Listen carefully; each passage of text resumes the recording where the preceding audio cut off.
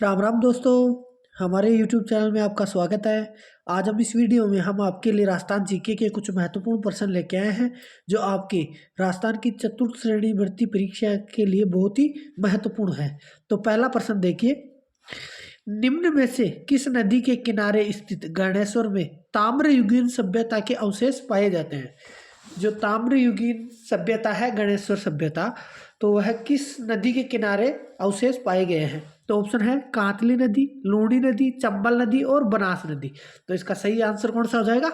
A option. कहाँ पर है? कांतली नदी के किनारे पर स्थित है गणेश्वर सभ्यता।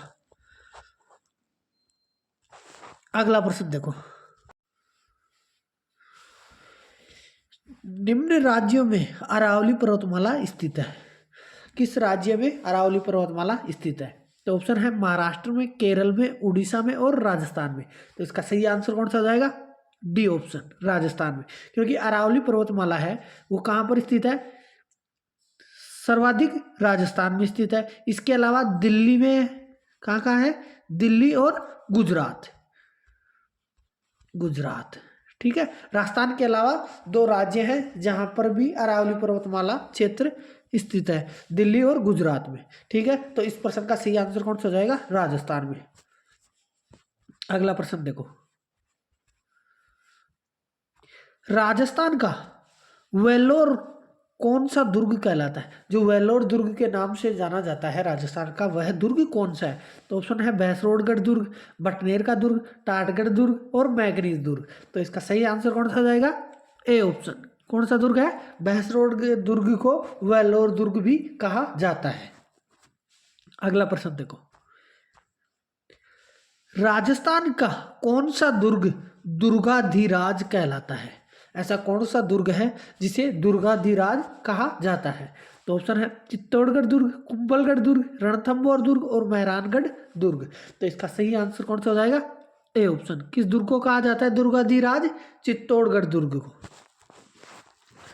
अगला प्रश्न देखो, किस दुर्ग का प्रवेश द्वार नौलखा दरवाजा के नाम से जाना जाता है? ऐसा कौन सा दुर्ग है जिसका प्रवेश द्वार नौलखा दरवाजा कहलाता है? तो ऑप्शन है जयगढ़ दुर्ग, बटनेर दुर्ग, आमेर दुर्ग और रणथंभौर दुर्ग। तो इसका सही आंसर कौन सा हो जाएगा? D option. कौन सा दुर्ग है? रणथंभौर के दुर्ग के प्रवेश द्वार को नौलखा दरवाजा के नाम से जाना जाता है। अगला प्रश्न देखो, कोसवर्धन किले का प्रचलित नाम है?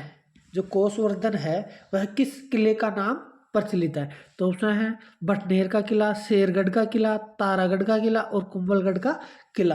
तो इसका सही आंसर हो जाएगा कौन सा किला है? शेरगढ़ का किला, जो कोसवर्धन किले के नाम से भी जाना जाता है। अगला प्रश्न देखो, वह किला जिसमें एक जैसे 9 महल है, ऐसा कौन सा किला है जिसमें एक ही तरह के 9 महल स्थित है? तो ऑप्शन है आमेर का किला, जोधपुर का किला, नाहरगढ़ का किला और जूनागढ़ का किला। तो इसका सही आंसर कौन सा हो जाएगा? C option. कौन सा किला है? नाहरगढ़ का किला है जिसमें एक जैसे ही 9 महल स्थित है। और नाहरगढ़ का किला कहाँ पर स्थित है? जयपुर में स्थित है। कहाँ पर है? जयपुर में। अगला प्रश्न देखो, सोम, माही व जाखम जो त्रिवेणी संगम किस स्थान पर स्थित है? जो सोम, माही, जाखम त्रिवेणी संगम है वह है राजस्थान में किस स्थान पर स्थित है? तो ऑप्शन है ताजमहल पर, बेणेश्वर में, बिंगोद में और रामेश्वर में। तो इसका सही आंसर कौन सा हो जाएगा? B option. कहाँ पर स्थित है? बेणेश्वर। और बेणेश्वर कहाँ स्थित है? डूंगरपुर में। कहाँ है? डूंगरपुर में, ठीक है। अगला प्रश्न देखो, निम्न में से कौन राजस्थान के लोक देवता नहीं है? जो ऑप्शन दे रखे हैं 4, इनमें से ये बताना है कि इनमें से राजस्थान के लोक देवता कौन से नहीं है। तो ऑप्शन है गोगा जी, पाबू जी, रामदेव जी और नामदेव जी। तो इसका सही आंसर कौन सा हो जाएगा? D option. कौन से नहीं है? नामदेव जी। और बाकी ये तीनों राजस्थान के लोक देवता हैं, गोगा जी, पाबू जी और रामदेव जी। अगला प्रश्न देखो, वह किला जिसकी आजादी व अस्मिता की रक्षा के लिए वहां के ठाकुरों ने गोला बारूद खत्म होने पर और चांदी के गोले दागे। मतलब गोले बारूद खत्म होने पर चांदी के गोले दागे गए थे, वह कौन सा किला है अपनी आज़ादी व अस्मिता की रक्षा के लिए? तो वह किला है, तो ऑप्शन है चूरू का किला, लोहागढ़ का किला, केसरौली का किला और जूनागढ़ का किला। तो इसका सही आंसर कौन सा हो जाएगा? A option. कौन सा किला था? चूरू का किला था, जो चूरू में स्थित है। वह किला है जिसमें अपनी आज़ादी व अस्मिता की रक्षा के लिए वहां के ठाकुरों ने चांदी के गोले दागे थे। अगला प्रश्न देखिए, वैशाख शुक्ल तृतीया और श्रावण कृष्ण पंचमी को कौन से त्योहार पड़ते हैं?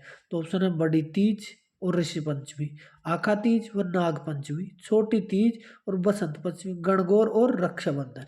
तो इसका सही आंसर कौन सा हो जाएगा? B option. कौन सा हो जाएगा? B option. क्योंकि वैशाख शुक्ल तृतीया को तो क्या होता है? आखा तीज, और श्रावण कृष्ण पंचमी को नाग पंचमी होती है। ठीक है, तो इसका सही आंसर बी ऑप्शन।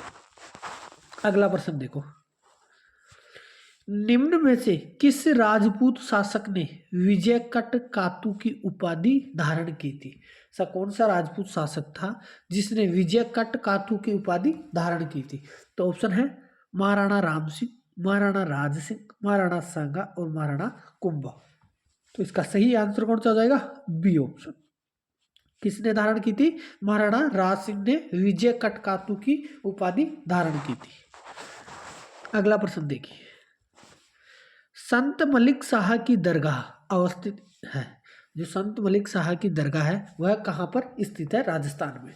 तो ऑप्शन है गागरोन दुर्ग में, जालोर दुर्ग में, शेरगढ़ दुर्ग में और सिवाना के दुर्ग में। तो इसका सही आंसर कौन सा हो जाएगा? B option. कहाँ पर स्थित है? जालोर दुर्ग में, जालोर स्थित है संत मलिक शाह की दरगाह। अगला प्रश्न है, गरासियों के घर कहलाते हैं। जो गरासियों के घर हैं वह किस नाम से जाने जाते हैं या उन्हें क्या कहा जाता है? तो ऑप्शन है टापर, कू, कोरऊ और घेर। तो इसका सही आंसर कौन सा हो जाएगा? D option. किस नाम से जाना जाता है गरासियों के घर? घेर के नाम से। अगला प्रश्न देखिए, डामोर जनजाति मुख्यतः किस जिले में निवास करती है? जो डामोर जनजाति है वह राजस्थान में मुख्यतः किस जिले में निवास करती है? तो ऑप्शन है डूंगरपुर, उदयपुर, बांसवाड़ा और सिरोही। तो डामोर जनजाति है वह डूंगरपुर में भी निवास करती है, उदयपुर में भी, बांसवाड़ा में भी। तो जो मुख्यतः निवास करती है, जहाँ सर्वाधिक निवास करती है, वह जिला कौन सा है? तो इसका सही आंसर कौन सा हो जाएगा? A option. कहाँ निवास करती है सर्वाधिक?